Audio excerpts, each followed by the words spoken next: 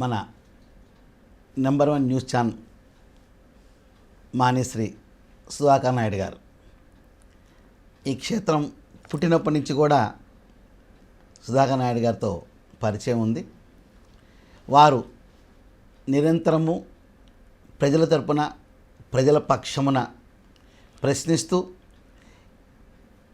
జర్నలిజాన్ని ఎంత చక్కగా ముందుకు తీసుకువెళ్ళాలో అనే విషయంలో రాణిస్తూ దానిలో ఇప్పుడు భాగంగానే భక్తి ద్వారా జీవుడు ముక్తిని ఎలా పొందవచ్చు, భక్తి అనేది కోరికలతో కూడుకున్నదా, అది వ్యాపార పందాలు వెళ్తున్నది, కొన్ని మాధ్యమాల ద్వారా వస్తున్న విషయాల మీద వారు ఇప్పుడు చెప్పడం జరిగింది. కావున ముక్తిని పొందడానికి గల మార్గాలు ఏమిటనే విషయంలో వారు భక్తి ముక్తి కార్యక్రమాన్ని ప్రారంభించడం ఇది ఆహ్వానించదగ్గ శుభపరిణామం. దీని ద్వారా ఎన్నో క్షేత్ర మహిమలు, ఎంతోమంది మఠపీఠ ఆశ్రమపతులు, పండితులు, విద్వాంసులు, అర్చకు పురోహితులు ఎంతోమంది ఈ యొక్క ధర్మాన్ని ప్రజలకు మరింత చేరువుగా తీసుకువెళ్ళే కార్యక్రమంగా భక్తి ముక్తి కార్యక్రమం విజయవంతం అవ్వాలని శ్రీ శైవక్షేత్ర ప్రధాన ప్రతిష్టాదేవతలు ఉన్నటువంటి శ్రీ రాజరాజేశ్వరి దేవి సమేత కోటిలింగేశ్వర స్వామి అనుగ్రహ ఆశీస్సులు చైర్మన్ గారికి, ఛానల్ వారికి, వారి టీంకి మరియు వీక్షకులకి అందరికి కూడా ఉండుగాక. శుభం భూయాత్. నేను పుట్టింది విజయవాడ. నేను పుట్టిన తర్వాత ఎప్పుడు ఈ కట్ట పరిసర ప్రాంతాలకు కూడా నేను ఎప్పుడు రాలేదండి. సరే, ఒక భక్తిభావంతో ఉన్న కుటుంబంలో పుట్టడం. నాకు 5వ సంవత్సరం అప్పుడే మా నాన్నగారు కాళీ ఉపాసకులు. నాకు 5వ సంవత్సరం అమ్మ దర్శనానికి అలా చేశారు నాన్నగారు. ఆ తర్వాత అమ్మమ్మ గారు ఊళ్ళో కొంతవరకు చదువుకోవడం జరిగింది.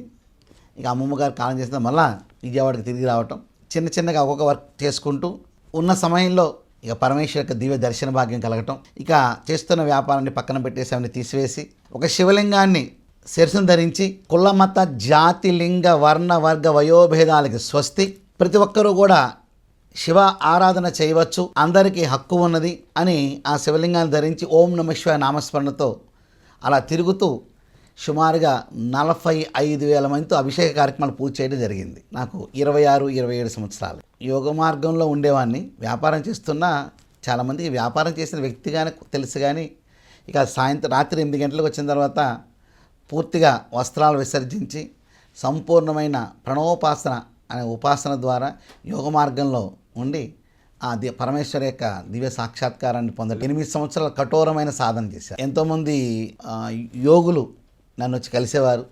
ఆ ప్రణవ ఉపాసన చేసినప్పుడు ప్రాణశక్తి శరీరంలో నడిచేదండి. దాన్ని చూసి పరీక్ష చేసుకుని వెళ్ళేవారు.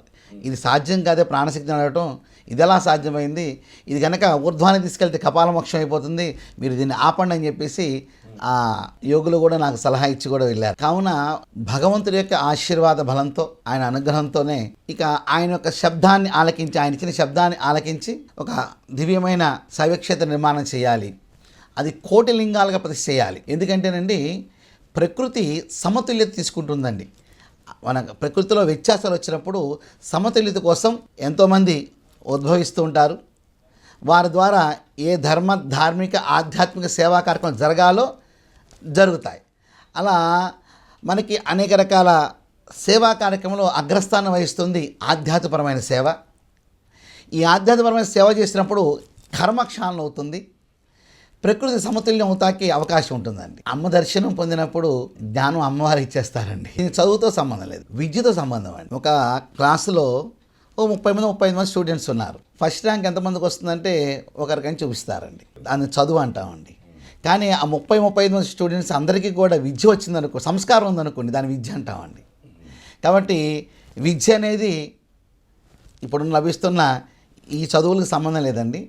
ఆ విద్య అనేది అపారమైన జ్ఞానము. అది ఎత్తుక్కుంటూనే చేరుతుంది, ప్రకృతి తరపున ఎత్తుక్కుంటూనే చేరుతుందండి.